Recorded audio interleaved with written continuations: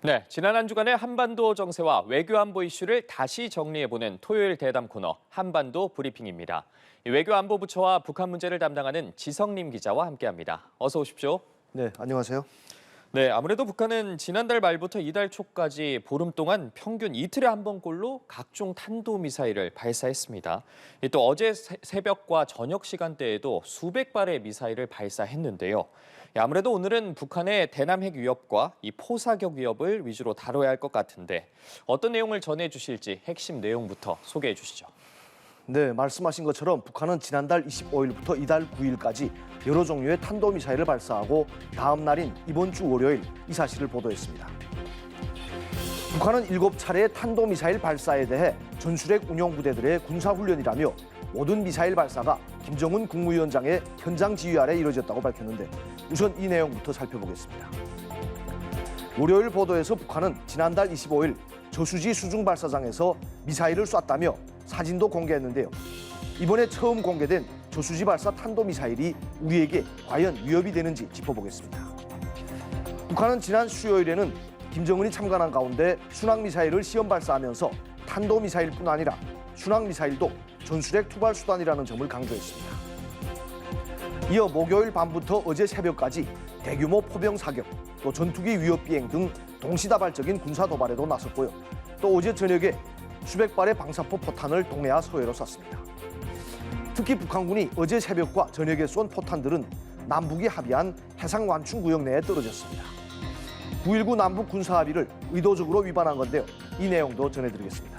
네, 전술핵은 기본적으로 남쪽, 즉 우리나라를 겨냥한 건데 최근에 진행한 탄도미사일 발사들이 모두 전술핵 탑재를 가상한 것이라고 했습니다.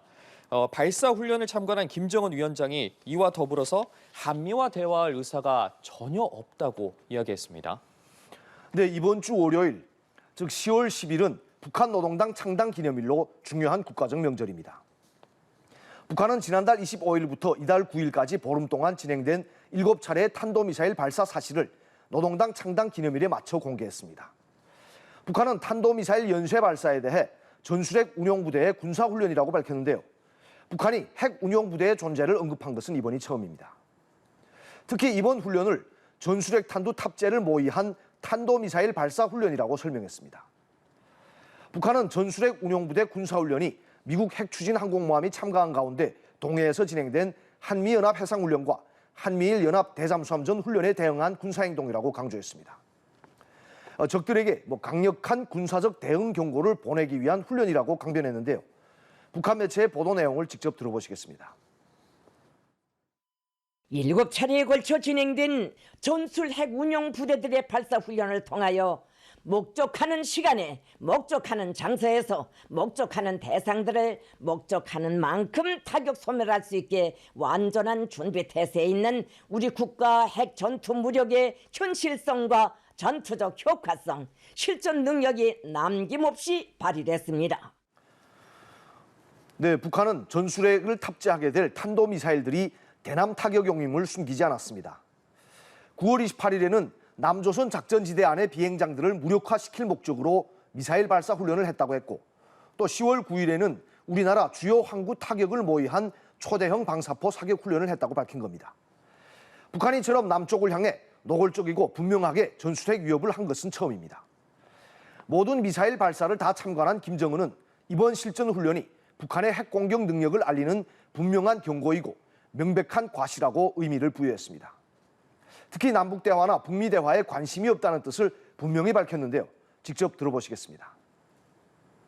김정은 동지께서는 적들이 군사적 위협을 가해오는 속에서도 여전히 계속 대화와 협상을 운운하고 있지만 우리는 적들과 대화할 내용도 없고 또 그럴 필요성도 느끼지 않는다고 하시면서 필요한 경우 상응한 모든 군사적 대응 조치를 강력히 실행해 나갈 것이라고 강조하셨습니다. 네, 북한 매체가 이번에 저수지에서 탄도미사일을 발사한 사실을 처음으로 공개했습니다. 이 내용을 보도하면서 올해 1월에 미사일 발사 당시에서 공개했던 사진을 재사용하기도 했는데 이 미사일 사진 재사용 아무래도 선전 효과를 극대화하려는 목적이지 않겠습니까?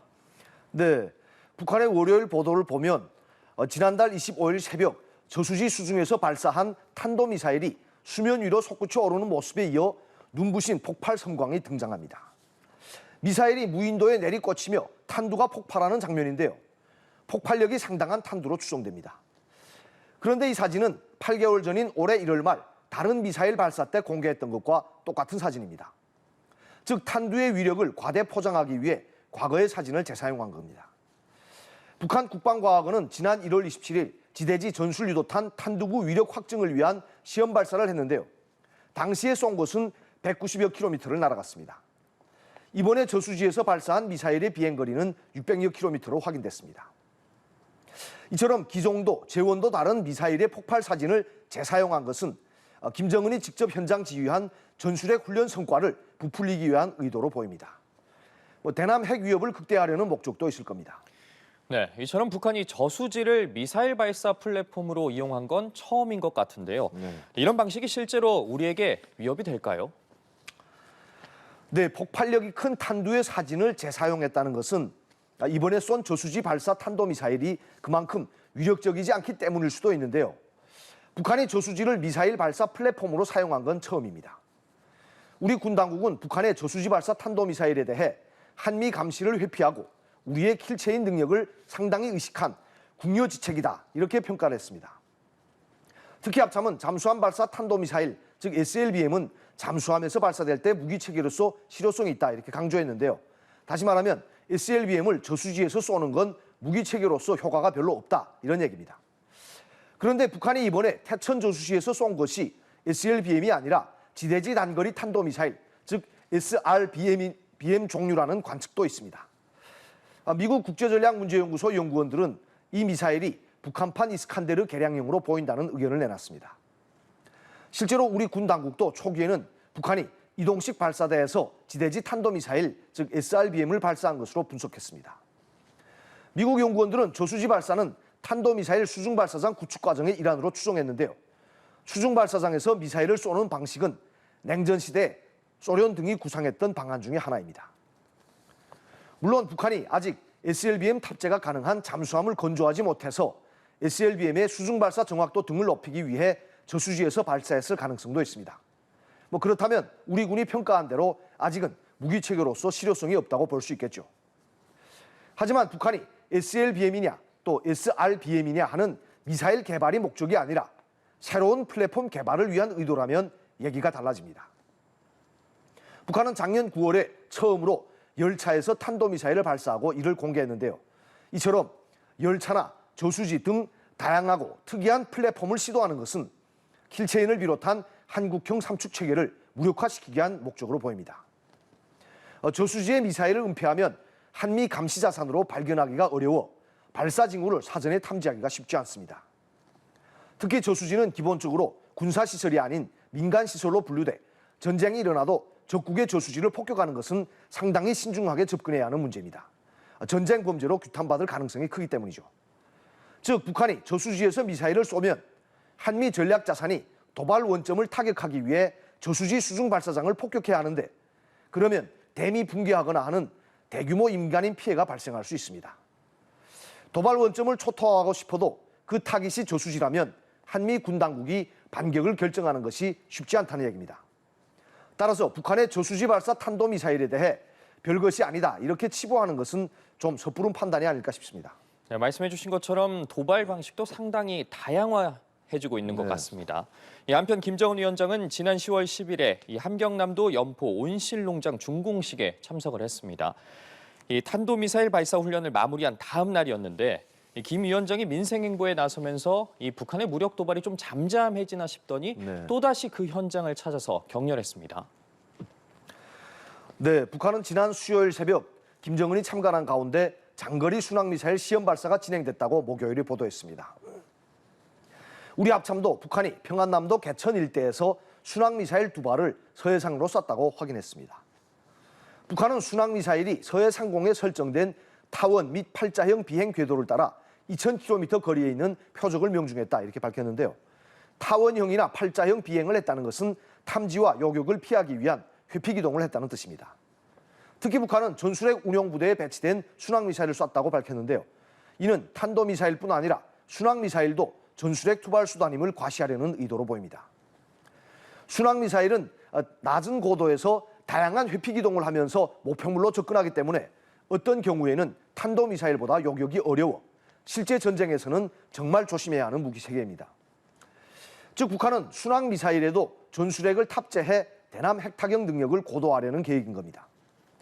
김정은은 이번 미사일 발사가 적들에게 또다시 보내는 명명백백한 경고라며 한미를 겨냥한 무력 시임을 밝혔습니다. 김정은은 또 핵무력 운용 공간을 계속 확대해 나가야 한다며 핵 전투 무력에 무한대하고 가속적인 강화 발전에 총력을 집중하라고 주문했습니다. 김정은이 노동당 창당 기념일에 연포 온실농장 준공식에 참석하며 민생 행보에 나서자 시진핑 3년임이 선포될 중국 공산당 20차 대회가 코앞이어서 일각에선 북한이 군사적 도발을 더는 하지 않을 것이다. 이런 관측도 나왔습니다. 저부터도 연포 온실농장 준공식 기사를 쓰면서 그렇게 전망했고요. 부끄럽게도 그 전망은 틀렸습니다. 북한이 이틀 만에 또다시 핵을 언급하고 순항미사일을 쏘면서 무력 도발에 나선 겁니다. 네, 북한 문제를 다룰 때 많은 전문가들의 예측이 빗나가기도 하는데 그만큼 이 북한 당국의 의도를 파악하는 게 참 어려운 것 같습니다. 네. 자, 이렇게 남쪽을 향해서 지속해서 전술핵 위협을 해오던 북한이 어제는 9.19 남북 군사합의를 위반하는 무력 도발을 잇따라 감행했습니다. 구체적으로 설명을 좀 해주시죠. 네, 합참은 어제 오후 북한군이 동해상과 서해상으로 총 390여 발의 포병 사격을 했다고 밝혔습니다. 북한은 어제 오후 5시쯤부터 6시 30분까지 북한 강원도 장전 일대에서 동해상으로 90여 발의 포탄을 쐈고 오후 5시 20분부터 7시까지는 서해 해주만 일대에서 90여 발, 또 서해 장산곶 일대에서 210여 발을 쐈습니다. 북한은 다연장 로켓을 방사포라고 부르는데요. 어제 오후에 쏜 것은 방사포로 확인됐습니다. 동서해상으로 날아간 방사포 포탄들은 9.19 군사합의에 따른 북방 한계선 북쪽 해상완충 구역 내에 떨어졌습니다. 즉 명백한 9.19 군사합의 위반인 겁니다. 북한은 어제 새벽에도 같은 방식으로 포격 도발을 했습니다. 어제 새벽 1시 20분부터 1시 25분까지 황해도 마장동 일대에서 서해상으로 130여 발, 또 2시 57분부터 3시 7분까지는 강원도 구읍리 일대에서 동해상으로 40여 발의 포탄을 퍼부었습니다. 어제 새벽에 쏜 포탄들도 동서해 해상완충구역으로 날아갔습니다.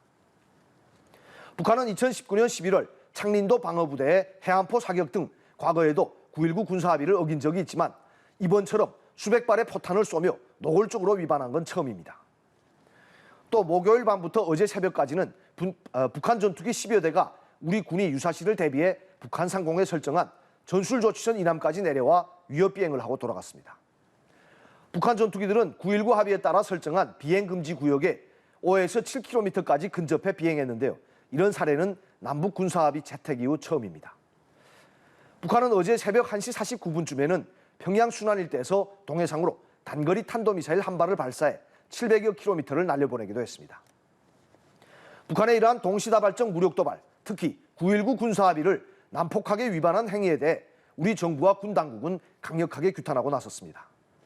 합참은 어제 공개적으로 대북 경고 성명을 발표했고 국방부는 서해지구 군통신선으로 군사합의 준수와 재발 방지를 촉구하는 대북 전통문을 보냈습니다. 네, 전례 없는 이 대규모 무력 도발을 감행한 북한이 우리 군을 향해서 오히려 행동을 멈춰라 라고 도발을 경고를 멈추라고 했습니다. 했죠. 네. 도발을 멈추라고 했는데 이런 걸 저희는 이렇게 표현하지 않습니까? 적반하장. 네, 맞습니다.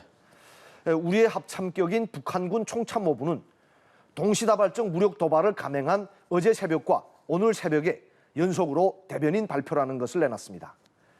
총참모부 대변인은 어제 발표에서 남조선군이 북한군 5군단 전방 지역에서 무려 10시간이나 포사격을 감행한 데 대응해 자신들이 강력한 군사행동에 나섰다고 주장했습니다. 북한의 트집 잡은 남조선군 포사격은 실제로는 주한미군의 다연장 로켓 사격 훈련인데요. 9.19 합의로 포병 사격이 금지된 군사분계선 기준 5km보다 훨씬 이남 지역에서 또 그것도 남쪽으로 사격한 정상적인 연습탄 발사였습니다. 총참모부 대변인은 오늘 새벽 발표에서는 어제 저녁에 감행한 무력 도발의 이유를 밝혔는데요. 남측이 목요일에 이어 어제도 포사격을 했기 때문에 이에 대응해 방사포 경고 사격을 했다고 설명했습니다. 그러면서 적들의 그 어떤 도발 책동도 절대로 묵과하지 않을 것이며 철저하고도 압도적인 군사적 대응 조치를 취할 것이라고 경고했습니다. 특히 남조선군은 전선 지역의 군사적 긴장을 유발하는 무모한 도발 행동을 즉시 중단해야 할 것이라고 강조했는데요. 자기들이 남북 간 군사 합의를 위반해놓고는 남쪽을 향해 도발하지 말라고 위협한 겁니다. 북한의 적반하장식 행태는 과거에도 많았기 때문에 별로 새롭지도 않습니다. 네. 시진핑 국가주석의 장기 집권을 선포할 중국 공산당 20차 대회가 내일 개막해서 며칠 동안 열립니다. 중국의 가장 큰 축제고 가장 중시하는 정치 행사인데요. 중국의 당대회가 열리는 기간에는 북한이 좀 잠잠하지 않을까요? 포사격 같은 저강도 무력 도발은 계속할지 몰라도 최소한 핵실험은 저지르지 않을 것이란 관측이 우세한데 잘 지켜봐야겠습니다. 지 기자, 그럼 다음 주에 뵙겠습니다. 고생하셨습니다. 네, 수고하셨습니다.